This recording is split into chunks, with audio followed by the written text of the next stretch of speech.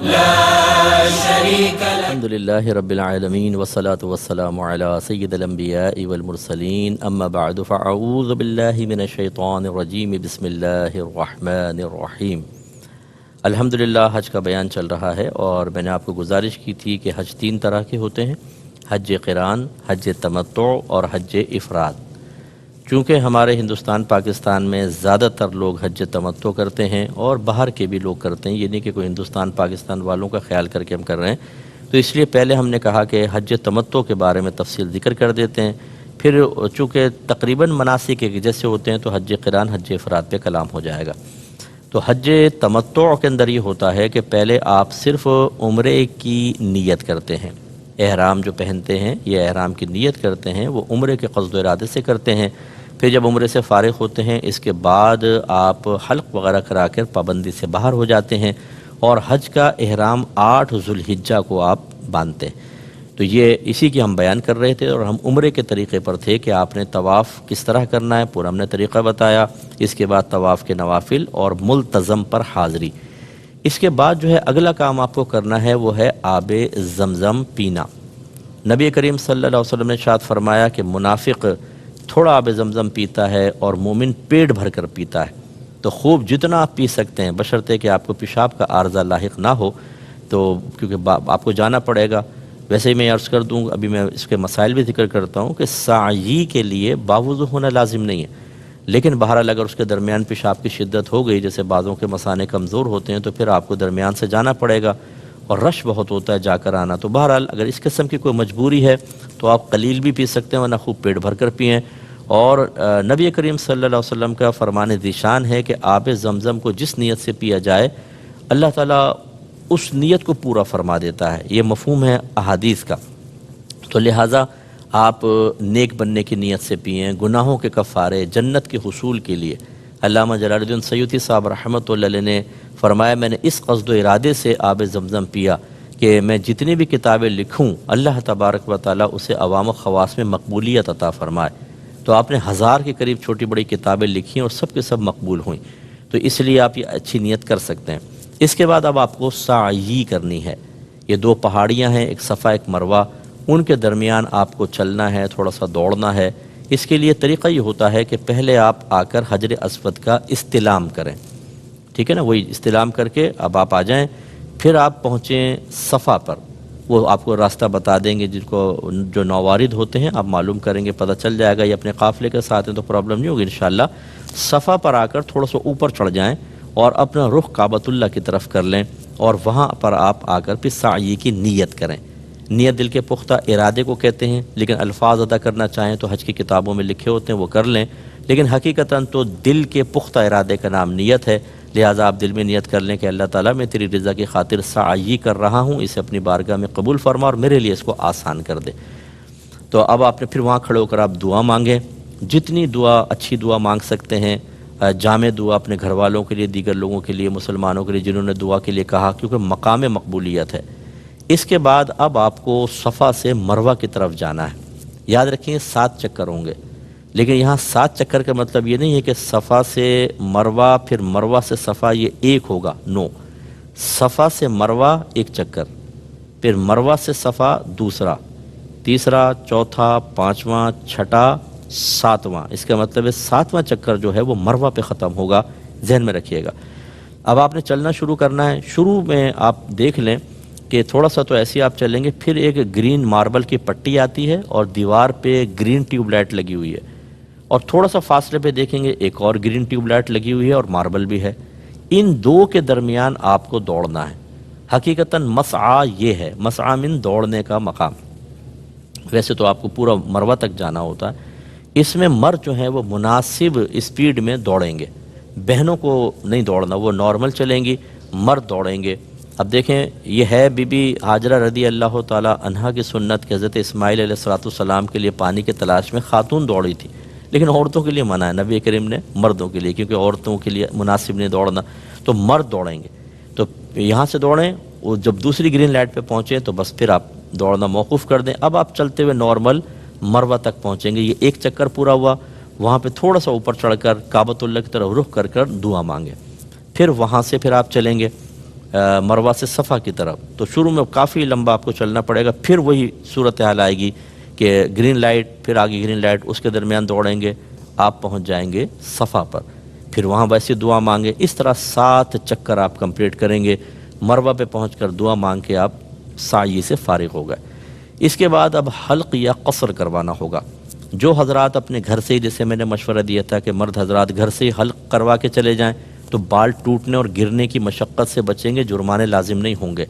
تو اب وہ بال چاہے کتنے چھوٹے چھوٹے ہوں، اسی پہ اس طرح پھیر لیں تو آپ کا یعنی سیفٹی ریزر وغیرہ پھیر لیں تو وہ حلق ہو جاتا ہے اگر بال نہ ہوں تو، اور ہیں تو پھر آپ افضل ہے کہ پورے مرد جو ہیں پورے سر کے بال صاف کروائیں، کہ نبی کریم صلی اللہ علیہ وسلم نے حلق کرنے والوں کے لیے 3 دفعہ دعا فرمائی ہے، اور قصر کرنے والوں کے لیے اس کے بعد 1 مرتبہ، حلق والوں کے لیے 3 دفعہ دعا، اور فرمایا کہ جب آدمی حلق کرتا ہے تو اس کے ہر بال کے بدلے بروز قیامت اسے نور دیا جائے گا۔ تو اس لیے اب یہ طریقہ کار صحیح نہیں ہوتا کہ آپ وہاں پہ، میں نے دیکھا ہے کہ ابھی ہمارا مشاہدہ یہ ہوا، عربک لڑکے لڑکیاں کھڑے ہوتے ہیں بدو، آپ جائیں گے بس تھوڑا سا آپ کی ایک زلف کاٹیں گے، چلیں جی آپ احرام کی پابندی سے باہر، کینچیاں ہوتی ہیں پیسے لے لیتے ہیں، آپ ان پہ نہ جائیے۔ اچھی طرح یاد رکھیں، یہ پورے سر کے بال صاف کروائیں مرد، یا پھر اگر آپ قصر کرنا چاہتے ہیں، قصر کا مطلب سر نہ مڑوائیں، بال کٹوا لیں، تو پھر بھی کم از کم پورے سر کے 1 پورے کے برابر، پورے سر کے 1 پورے کے برابر بال ہر طرف سے کٹنا ضروری ہوتا ہے، اور یہ مشکل ہوتا ہے۔ یا کم از کم آپ سر کے 4 حصے کر لیں، جیسے یوں یوں، یہ جو 1 حصہ چوتھائی، اس کے سارے بال 1 پورے کے برابر کم از کم کٹنے چاہیے۔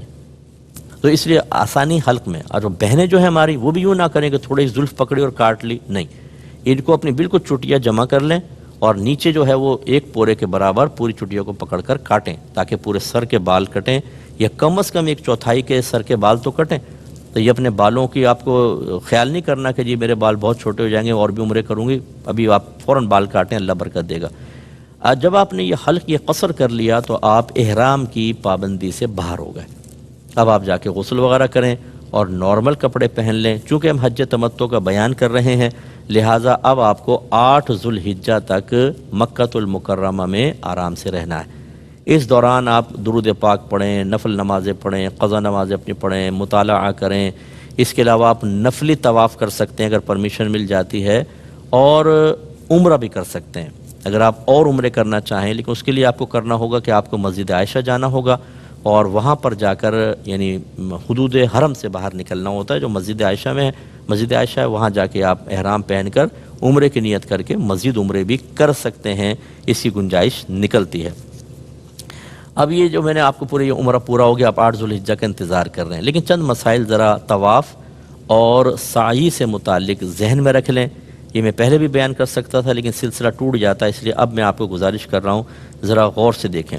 دوران طواف کچھ کام حرام ہو جاتے ہیں، وہ آپ کو نہیں کرنے، مثال کے طور پہ بے وضو طواف کرنا، آپ کو باوضو طواف کرنا ہے، اور فرض کر لیں کہ اگر طواف کے دوران وضو ٹوٹ جاتا ہے تو آپ فوراً باہر جائیں، وضو کر کے دوبارہ آئیں۔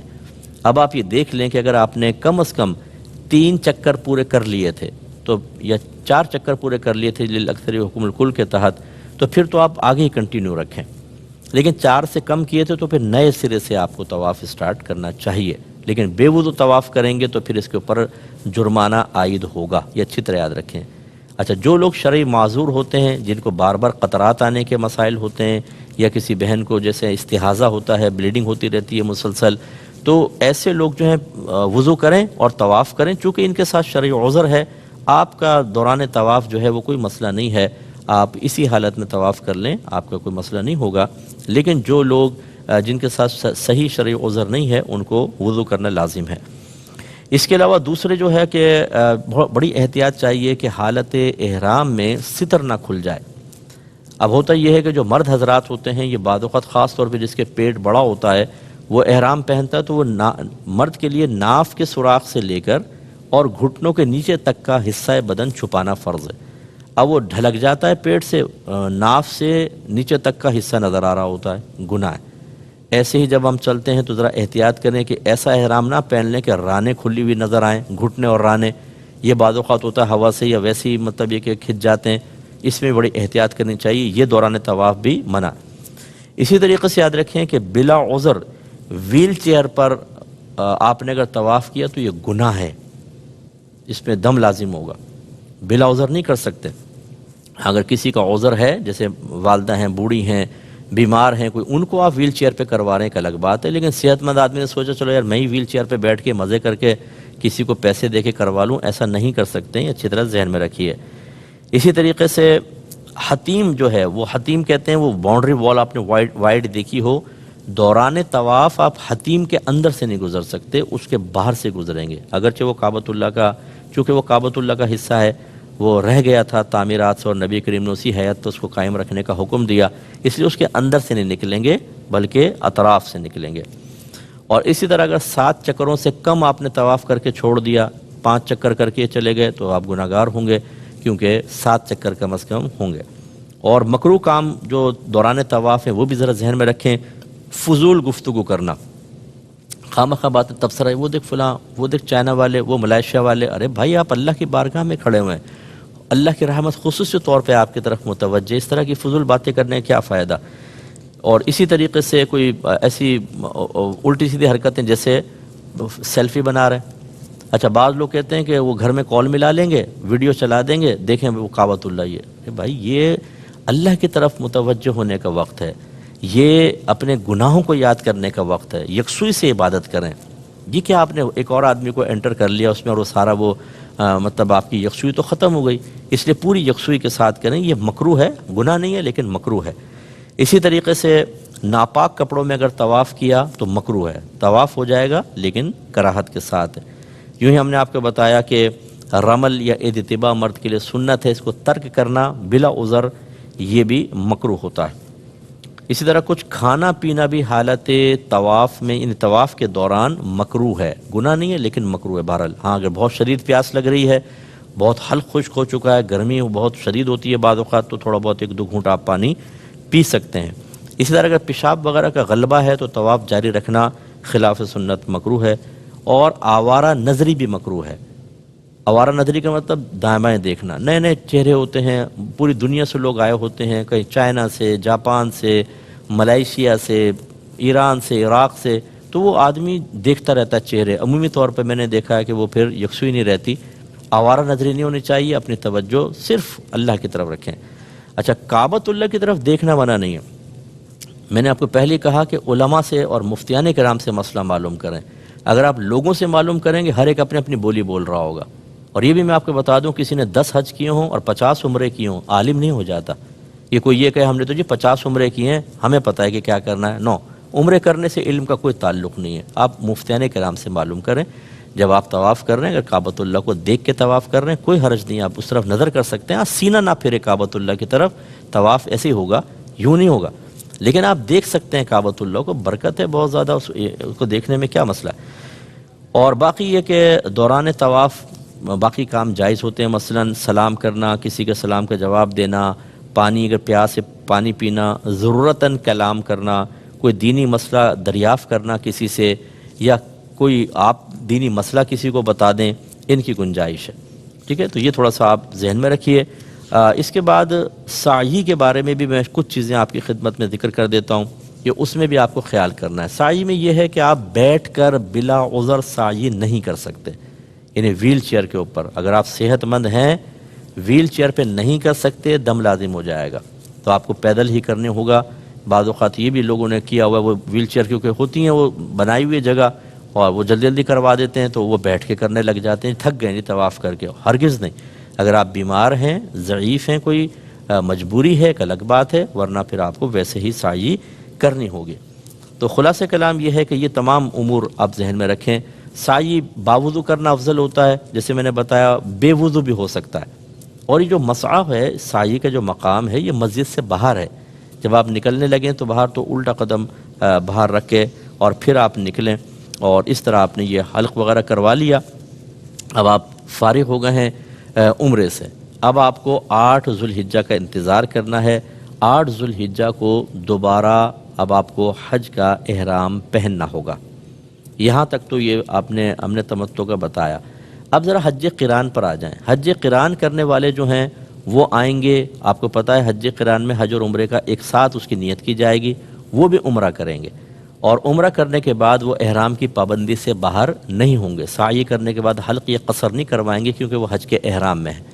اب یاد رکھیے جو حج قران کرنے والے بھائی بہن ہیں، جب آپ یہ فارغ ہو جائیں عمرے سے تو ایک آپ نفل طواف کریں، اس کو کہتے ہیں طواف قدوم، یہ سنت ہے ان کے لیے، کریں گے تو سنت کی ادائیگی ہوگی۔ اور چونکہ آپ نے حج کی نیت کی ہوئی ہے، اس میں آپ اتباع بھی کر لیں، رمل بھی کر لیں، اور اس کے بعد بھی آپ سعی کر لیجئے گا اس نیت کے ساتھ کہ طواف الزیارہ کی سعی میں پہلے کر رہا ہوں، تو فائدہ یہ ہوگا کہ 10 ذوالحجہ کو جو آپ نے طواف الزیارہ کرنا ہے اس میں اتباع، رمل یا یہ سعی کی حاجت نہیں رہے گی۔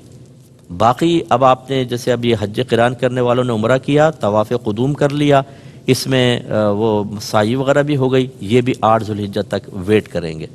تیسرا حج افراد کرنے والے تھے، میں نے آپ کو بتایا تھا وہ ڈائریکٹ حج کا احرام پہنتے ہیں، عمرے کی نیت نہیں کرتے، ان کے لیے سنت یہ ہے کہ پہلے آ کے یہ طواف کریں گے، اس کو طواف قدوم کہتے ہیں، ان کے لیے بھی سنت ہے۔ اور یہ چونکہ حج کی نیت سے احرام پہنا ہوا ہے، اسی طواف قدوم میں اتباع، رمل اور اسی طرح سعی کر لیں تو پھر ان کو طواف الزیارہ کے بعد کرنے کی حاجت نہیں رہے گی۔ باقی رہے حج تمتع والے، انہوں نے تو عمرے کا طواف کیا تھا، ان کے لیے میرا مشورہ ہے جب 8 ذوالحجہ کو آپ حج کا احرام پہنیں گے تو حج کا احرام پہننے کے بعد ایک نفلی طواف کیجئے گا، اور اس نفلی طواف میں وہی اتباع بھی کر لیں، رمل بھی کر لیں، اور اس کے بعد سعی کر لیں، کیونکہ ان کے لیے تو طواف قدوم نہیں ہوتا، ان کے لیے عمرہ ہے۔ حج قران والوں کے لیے عمرہ اور طواف قدوم، حج افراد والوں کے لیے صرف طواف قدوم میں، عمرہ تو ہوتا نہیں۔ تو یہ جو حج تمتع کرنے والے ہیں، آپ نے کیا کرنا ہے کہ 8 ذوالحجہ کو جب حج کا احرام آپ پہن لیں، نیت کر لیں، تو پھر آپ ایک نفلی طواف کر لیں اور اس میں آپ اتباع، رمل اور سعی کر لیں، تو پھر آپ کو طواف الزیارہ کے بعد وہ ارکان نہیں کرنے ہوں گے۔ اچھا یہ کیوں کر لیں؟ یہ اس لیے کر لیں کہ 10 ذوالحجہ کو سارے لوگوں نے ایک بڑا رکن ادا کرنا ہے، اور وہ ہے طواف الزیارہ۔ اگر 25 لاکھ حاجی ہیں تو ان کا قصد و ارادہ ہوگا کہ ہم یہاں پہ کر لیں، رش کا عالم کیا ہوگا آپ اندازہ کریں۔